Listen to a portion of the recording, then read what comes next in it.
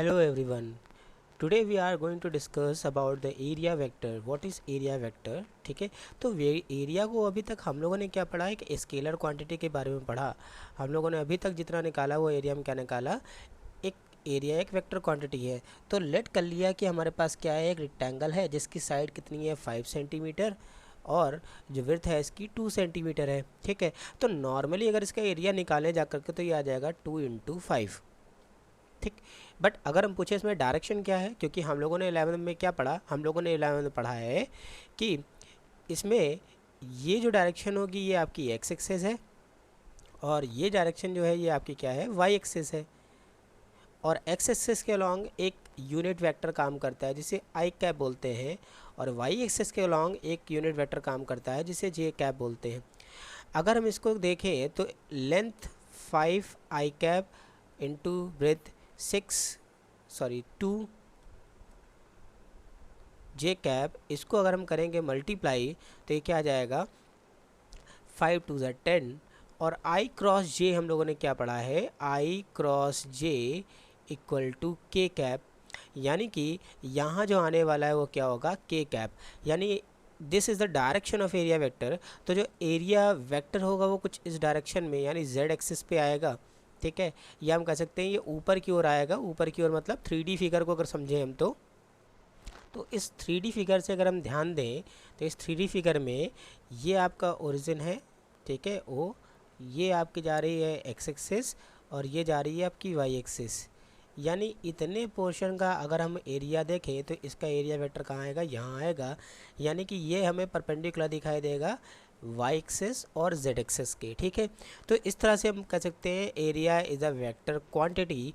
अब how to find the area vector, so in this हम क्या करेंगे कि हमारे पास अगर कोई प्लेनर या प्लेन है तो हम क्या करेंगे, एक वेक्टर ड्रॉ करें परपेंडिकुलर अपवर्ड, यानी एक एरो ड्रॉ करें, डायरेक्शन ड्रॉ करें, या तो परपेंडिकुलर अपवर्ड या परपेंडिकुलर डाउनवर्ड। तो ये आपको एरिया वेक्टर के बारे में बताएगा। This is area vector. अब बात आती है हम परपेंडिकुलर अपवर्ड कब लेंगे या डाउनवर्ड कब लेंगे। तो एरिया वेक्टर को अगर हम किसी प्रॉब्लम में सॉल्व कर रहे हैं, ठीक है, तो अगर हम परपेंडिकुलर अपवर्ड लेते हैं, अपवर्ड, तो हमेशा इसको अपवर्ड लेके चलेंगे जब तक पूरी प्रॉब्लम सॉल्व नहीं हो जाती। या फिर किसी प्रॉब्लम में अगर हम डाउनवर्ड लेते हैं, डाउनवर्ड, तो हम क्या ले चलेंगे, इसको डाउनवर्ड लेके चलेंगे जब तक ये पूरी प्रॉब्लम सॉल्व नहीं आ जाती। ठीक है, यानी वो प्रॉब्लम जब तक सॉल्व नहीं होती कि एक बार अगर हमने अपवर्ड ले लिया तो अपवर्ड लेके चलेंगे, और अगर एक बार डाउनवर्ड ले लिया तो हम डाउनवर्ड लेकर ही चलेंगे। इसको हम दूसरे डायग्राम से कुछ इस तरह समझ सकते हैं। तो इस डायग्राम को अगर ध्यान से हम देखें तो ये हमारा एक प्लेनर वेक्टर जो हमने अभी रिप्रेजेंट किया है। ठीक है, ये हमारा क्या है, प्लेनर वेक्टर है। ठीक, this is and in which it this line represent the area vector. ठीक है, where n cap is the direction and ds is the area of small portion।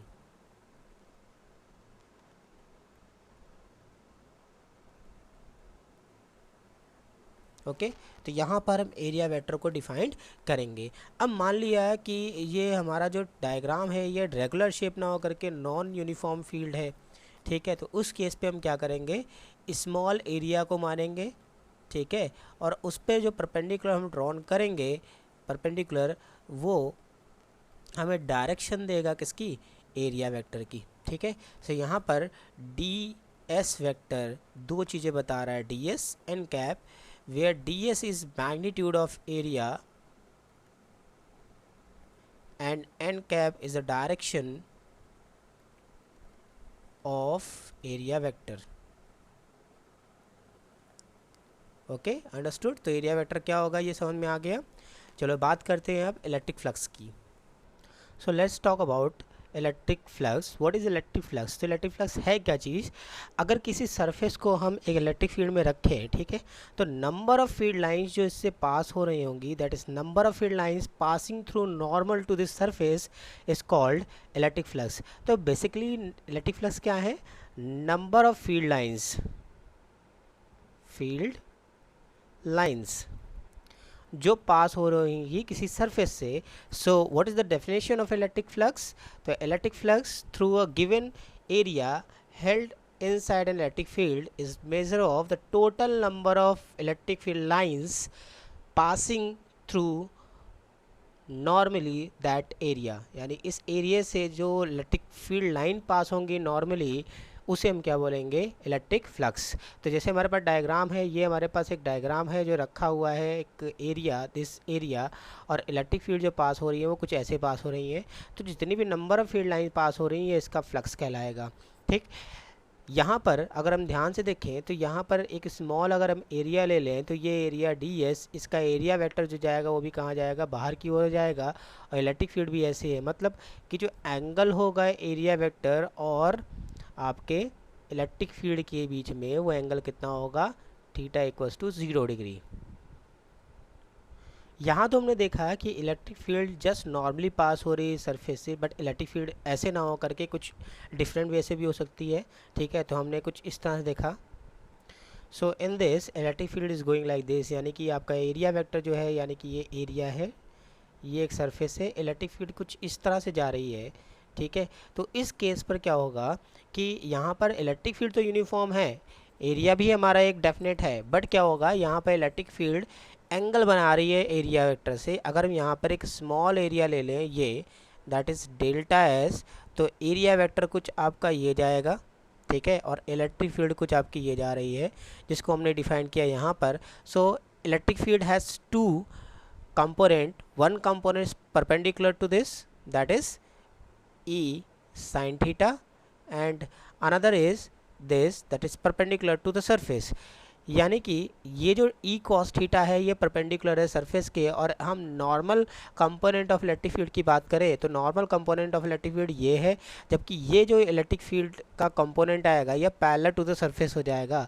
तो इस केस पे जो इलेक्ट्रिक फ्लक्स होगा, electric flux will come like this, electric flux equal to normal component of electric field into surface area। अब normal component की बात करें तो ये जो component हमारा है यहाँ पे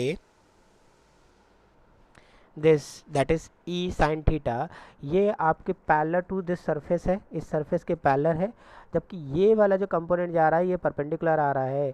तो जो नॉर्मल है, नॉर्मल कंपोनेंट वो आपका है E cos थीटा, तो क्या हो जाएगा ये E cos theta into surface area जो माना है, इसका सरफेस एरिया है वो कितना है, डेल्टा S है, तो इनटू डेल्टा S। अब जहाँ पर कॉस होता है मतलब क्या होता है कि एक डॉट प्रोडक्ट आएगा, तो E और डेल्टा एस दोनों ही आपके वेक्टर क्वांटिटी हैं, तो क्या हो जाएगा E डॉट डेल्टा एस। तो यहाँ से जो फ्लक्स बन जाएगा वो आपका हो जाएगा E डेल्टा एस, या इसके फॉर्मूले को कुछ इस तरह से भी देख सकते हैं हम, फाई डेल्टा फाई, यानी फ्लक्स को हम फाई से रिप्रेजेंट करते हैं, delta phi E equal to E delta s cos theta, या इसको बोल सकते हैं हम E डॉट डेल्टा एस। तो ये बात किया हमने एक यूनिफॉर्म इलेक्ट्रिक फील्ड के लिए। अब मान लो कि यहाँ पर जो इलेक्ट्रिक फील्ड है वो यूनिफॉर्म ना काम करके नॉन यूनिफॉर्म इलेक्ट्रिक फील्ड है, तब उस एरिया के लिए या उस सरफेस के लिए इलेक्ट्रिक फ्लक्स कितना होगा, आइए उसको कैलकुलेट करते हैं। स्टूडेंट, यहाँ पर हमारे पास एक नॉन यूनिफॉर्म सरफेस है, जैसे नॉन यूनिफॉर्म इलेक्ट्रिक फील्ड निकल रही है, ये एक कोई फिक्स सरफेस ना होकर कोई भी एक सरफेस माना। अब नॉन यूनिफॉर्म इलेक्ट्रिक फील्ड के बारे में जान के कि पहले कि नॉन इलेक्ट्रिक फील्ड क्या होती है। नॉन यूनिफॉर्म इलेक्ट्रिक फील्ड, अगर एक पॉजिटिव चार्ज लें और हम देखें तो इससे फील्ड लाइन जो होती हैं वो बाहर की ओर निकलती हैं इस तरह से।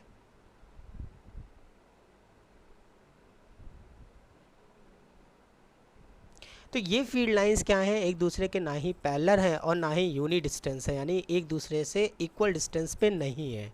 ठीक, तो इस फील्ड को हम क्या बोलेंगे, non uniform electric field. Similarly इस डायग्राम से भी क्या हो रहा है, यानी एक ये सरफेस है, क्लोज सरफेस है आपके पास, ठीक है, इसमें इलेक्ट्रिक फील्ड जो निकल रही है वो नॉन यूनिफॉर्म है। ठीक, तो हम क्या करेंगे, इस पूरे सरफेस को स्मॉल स्मॉल सरफेस में से डिवाइड कर लेंगे।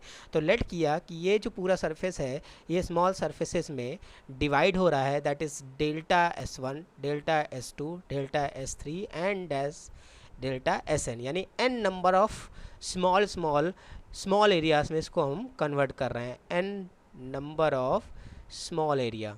ठीक है। इन स्मॉल एरिया से जो इलेक्ट्रिक फील्ड पास हो रही है, जैसे एक एग्जांपल हमने लिया डेल्टा S1 से जो इलेक्ट्रिक फील्ड पास आउट हो रही है वो कितनी हो रही है, डेल्टा E1 हो रही है, सॉरी E1 हो रही है।